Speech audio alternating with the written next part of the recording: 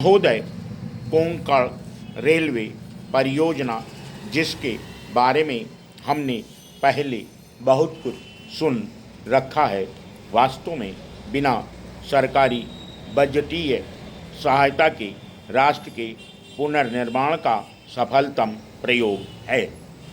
मैं कहना चाहता हूं कि यह उत्साहवर्धक और लीक से हटकर प्रयोग है।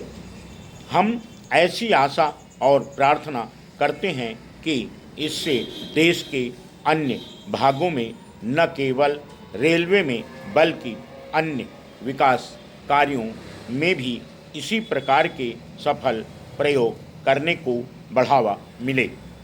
एक कार्य के लिए इतने अधिक लोगों की भागीदारी के बारे में सामान्य परिस्थितियों में सोचा भी नहीं जा सकता। यदि मेरा हिसाब सही है तो 4 राज्य सरकारें, 3 रेल मंत्री, वित्त मंत्री तथा 2 राजनीतिक दल इस एक रेल लाइन के कार्य से जुड़े रहे हैं, जो किसी एक दल की नहीं है और दलगत भावनाओं से ऊपर है। इसलिए मैं इसे राष्ट्रीय पुनर्निर्माण का काम कहता हूँ। कभी कभी मुझे आश्चर्य होता है कि हम झगड़ते किस बात पर हैं। इस रेलवे लाइन का श्रेय किसे जाता है? किसी एक को नहीं, इसका श्रेय सभी को है। इसे हम राष्ट्रीय प्रयास का एक उदाहरण माने। हमारा देश गरीब और पिछड़ा हुआ देश है। हम केवल सरकार पर निर्भर नहीं रह सकते, क्योंकि पिछड़े हुए देश की सरकार भी निर्धन होती है। इसे अपने संसाधनों को थोड़ा थोड़ा करके उपयोग करना होता है, क्योंकि हम एक परियोजना समाप्त होने तक दूसरी परियोजना के लिए प्रतीक्षा नहीं कर सकते। हमारा देश अत्यंत विशाल है और हमें सभी क्षेत्रों की मांगों पर एक साथ ध्यान देना है।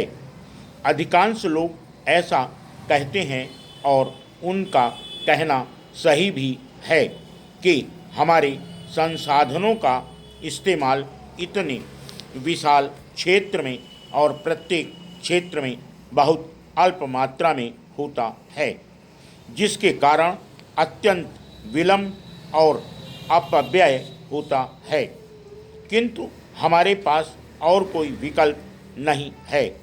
मेरे लिए पश्चिम बंगाल या असम की आवश्यकताओं का भी उतना ही महत्व है जितना कि महाराष्ट्र, पंजाब अथवा कश्मीर की मांगों का। अतः जो कुछ उपलब्ध है उसे ही बांटना होगा। मैं धन इकट्ठा करने की पूरी कोशिश करता हूँ, किंतु इतना ही पर्याप्त नहीं है। हमारी आवश्यकताएं बढ़ रही हैं, हमारे आग्रह बढ़ रहे हैं और मेरे विचार से इस स्थिति से उबरने का एक ही मार्ग है कि लोग अपनी छोटी छोटी बचत से, अपनी कम आय से भी कुछ पैसा निकालकर अलग रखें।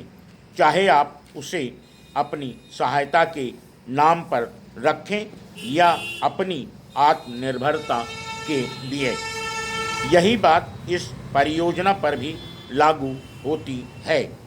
मैं इस परियोजना की अवधारणा तथा इसके कार्यान्वयन से जुड़े हुए सभी लोगों को बधाई देता हूँ।